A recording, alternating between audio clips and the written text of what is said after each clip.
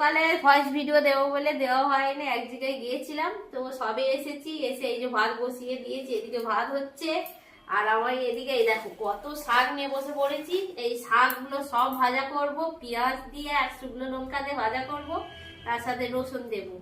আর এই দেখো একদম কাটাপোনা মাছের পিসগুলো দেখো, সেই পিস একদম ঝাল হবে, আর এই মাছ ভাজা হবে, আর এই শাক ভাজা হবে, সব দিয়ে একেবারে আজকে খুব সুন্দর খাওয়া দাওয়া হবে।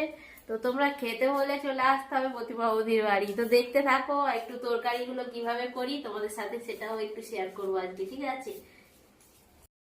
তো শাক ভাজা বসিয়ে দিয়েছি, এসো দেখবে, এসো। এই যে পেঁয়াজ দিয়েছি আর রসুন আর শুকনো লঙ্কা ভাজা হয়ে গেছে, এবারে শাকটা দিয়ে দেবো। শাকটা দিয়ে দেবো, এখন ভালো করে নেড়ে শাকটা ভেজে নেব। শাক ভাজা হয়ে গেছে, এবার নামিয়ে দেবো। এইটা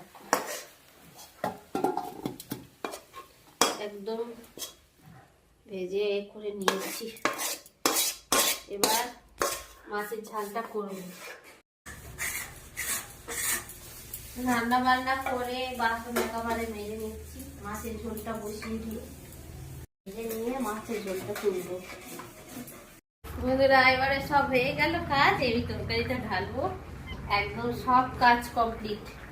তো সবাই চলে এসো, একসঙ্গে খেতে বসবো। এই দেখো একদম লাল লাল ঝোল করে ফেলেছি, যে নামিয়ে নেবো এবার।